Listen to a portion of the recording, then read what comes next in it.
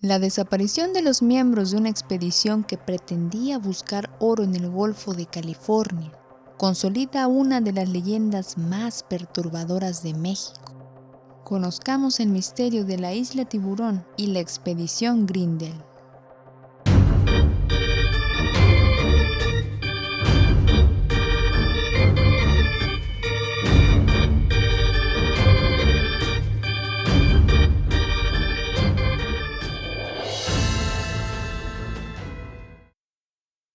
La isla Tiburón es una isla mexicana perteneciente al estado de Sonora, con una extensión de 1,208 kilómetros cuadrados y que está separada del continente por un estrecho canal que mide poco más de 3 kilómetros.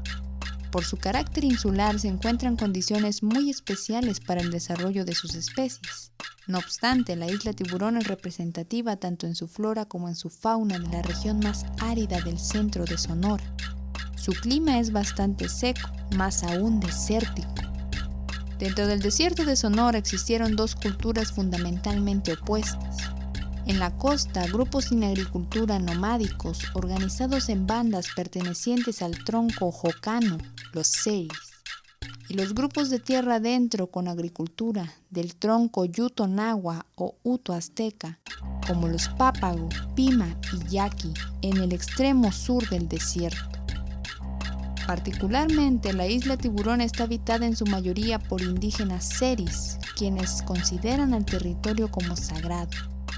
La isla se vio involucrada en dos leyendas diferentes. La primera fue la creencia de que en sus tierras había yacimientos de oro, y la segunda que los habitantes de la isla eran caníbales. En 1903, un explorador americano llamado Thomas Grindel efectuó una primera expedición a la isla con el fin de valorar el riesgo de iniciar una operación de prospección de yacimientos auríferos en ella. Aunque prácticamente no desembarcó en la isla, lo que vio le pareció prometedor y volvió a Arizona, su lugar de origen, a fin de reclutar más personal. En 1905 decidió iniciar la operación a pesar de que únicamente 3 hombres se habían unido a su proyecto. Entre el equipamiento contaba con una gran cantidad de agua y un alambique, herramienta utilizada para destilar agua de mar, ya que sabían que este recurso iba a ser su principal preocupación. Partieron a principios de junio para establecer un primer asentamiento y debían regresar a finales de julio. Solo uno de ellos regresó 4 meses después y no supo explicar qué había ocurrido con sus compañeros, pues se había extraviado y a duras penas sobrevivido. El hermano de Grindel se preocupó mucho por la desaparición de Thomas. Organizó otra expedición para saber lo que había pasado.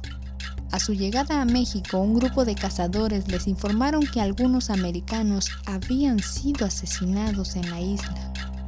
Todo lo que quedaba de ellos eran sus manos, las cuales habían sido atadas a una estaca para hacer rituales.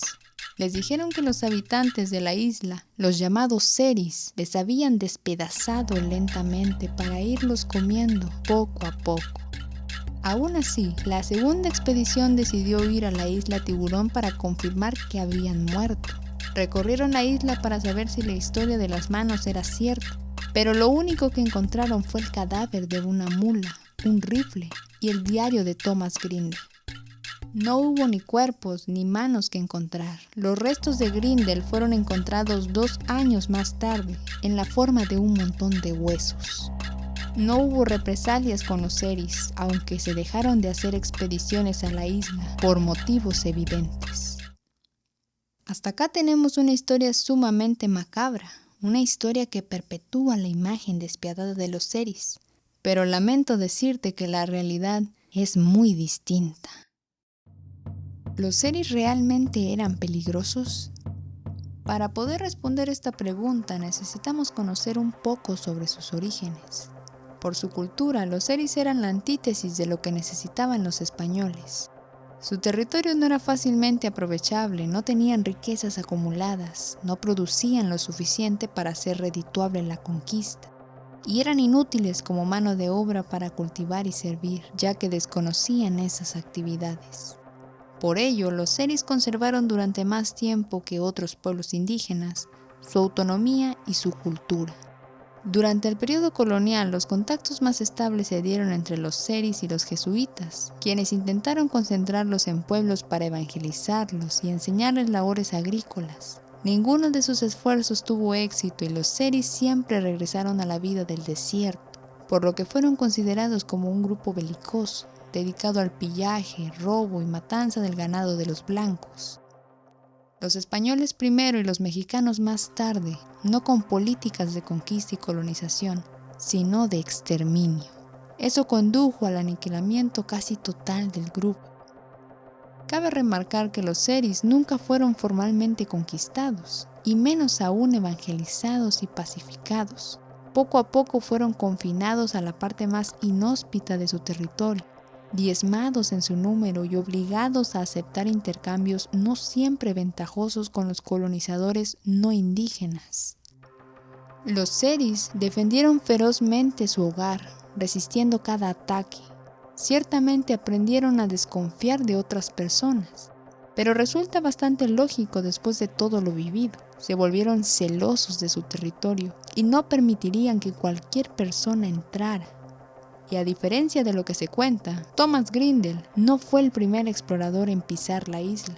En la década de 1820, el teniente Robert William Hill Hardy, de la Royal Navy británica, realizó numerosos viajes a la isla Tiburón. Si bien no encontró oro ni perlas en sus viajes, al toparse con los seris comenzó a alimentar los rumores del supuesto canibalismo. Hardy además explicó cómo los seris habían desarrollado un método para envenenar sus flechas. Hardy, que trajo regalos y brindó asistencia médica a los seris, fue tan bien recibido que se le dio rienda suelta en la isla. Incluso permitió que una mujer joven pintara su rostro. Pudo regresar a su país sin ningún inconveniente. En 1894, un periodista y escritor romántico estadounidense llamado Ray Robinson fue a Tiburón y nunca más regresó. Según James McClintock, antes de salir de su casa en Phoenix, Arizona, Robinson le dijo a un corresponsal de Associated Press que tenía la intención de ausentarse durante 6 meses, al final de los cuales regresaría con algunas historias sobre los nativos. Robinson también le dijo al corresponsal que quería que los periódicos lo declararan muerto para que la gente supiera que los nativos lo habían matado. Después de dirigirse al sur a Yuma, Robinson se unió al dueño de una pequeña balandra y los dos hombres navegaron a la isla desde el río Colorado. Sin embargo, poco después de desembarcar, el barquero escuchó un disparo y vio a Robinson abatido por flechas. El lanchero apenas escapó y zarpó rumbo a Guaymas e informó a las autoridades lo que había visto. Luego, en 1895, el antropólogo estadounidense William John McGee, que estaba estudiando a los indígenas Pápago en las cercanías, se enteró de los belicosos seris, un tema más llamativo y aborigen. Construyó un pequeño bote del tamaño y la forma de un ataúd y se dirigió a Tiburón durante la marea baja. Notó muchos huesos y dientes de caballo en las cenizas de una fogata, pero nunca mencionó nada que se pareciera a huesos humanos. William dirigió 2 expediciones por el sur de Arizona y el norte de Sonora para la Oficina de Etnología estadounidense. Él y sus grupos pudieron regresar sin problemas. Todas sus vivencias fueron plasmadas en su obra Senderos a Tiburón, los diarios de campo, la cual presenta 57 fotografías históricas tomadas en la expedición, que capturaron los lugares que vio McGee y las personas con las que se encontró. Entre 1896 y 1897, el capitán George Porter, que había participado en múltiples expediciones de historia natural en Baja California, desapareció después de que navegó en su junco a la isla para recolectar conchas marinas y curiosidades. Cuando no pudo regresar a casa, el ejército mexicano realizó una búsqueda en la isla y no encontró nada más que un zapato, los restos de una gran fogata y la popa del junco. No se encontraron huesos humanos y no había signos de lucha, pero los mexicanos informaron que Porter probablemente fue asesinado y cocinado en un fuego hecho con la madera de la chatarra. otra vez guiados por sus prejuicios. ¿Qué pasó con la expedición de Thomas Grindel? La expedición de Grindel estaba formada por 4 estadounidenses y un guía Papago: Thomas Grindel, el líder, Rawlins, Jack Hoffman, David Ingram y Dolores Valenzuela. Grindel fue un educador respetado. Antes de su desaparición era maestro y director de escuelas en Nogales y Tampa, así como secretario de la Corte Suprema de Arizona. Además, en 1898 se desempeñó como sargento de los Rough Riders durante la Guerra Hispanoamericana.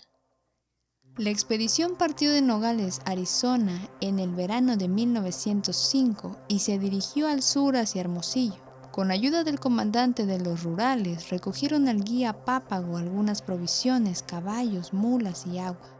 Thomas cometió el desafortunado error de almacenar todo el agua en latas de aceite de 5 galones que estaban unidas a las mulas. También se trajo un pequeño alambique para purificar el agua de mar, pero esto no funcionó. La expedición avanzó lentamente y, según Hoffman, el único sobreviviente, el día antes de llegar a la costa, el guía se negó a seguir.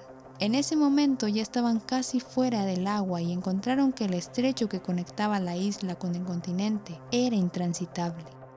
En lugar de continuar, los hombres intentaron encontrar un rancho de ganado que suponían que estaba en el área, pero nunca lo encontraron debido a su mapa inexacto. Según McClintock, todos los hombres finalmente se separaron y murieron en el desierto, excepto Hoffman, que sobrevivía de la fauna y del agua que destilaba.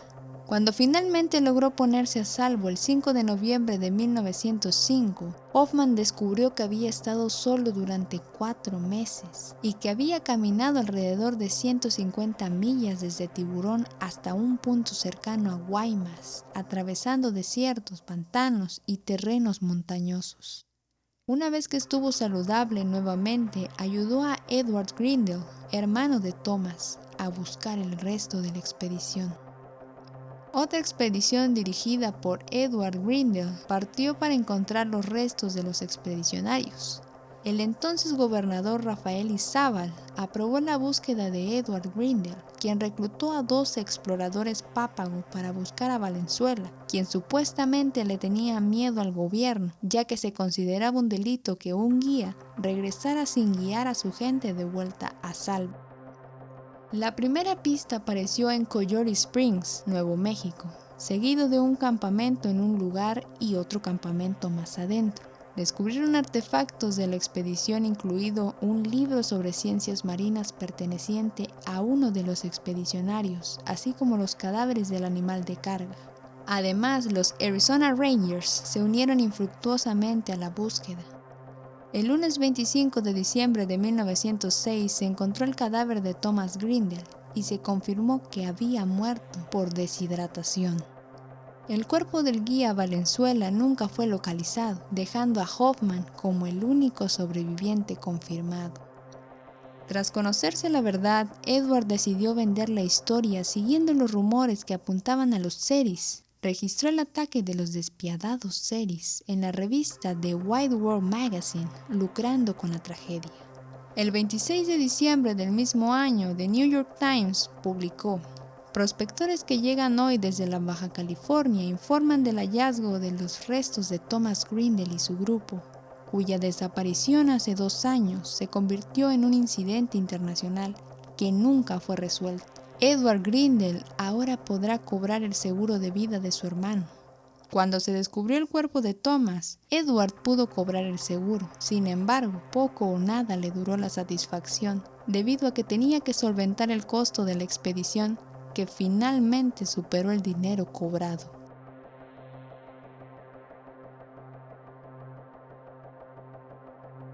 Las comunidades indígenas se enfrentan a una situación de discriminación estructural aún en tiempos modernos. En principio, han sido históricamente relegadas en ámbitos tan diversos como la salud, la educación, la justicia y el empleo. Los estereotipos que asocian a las comunidades indígenas no ayudan en nada.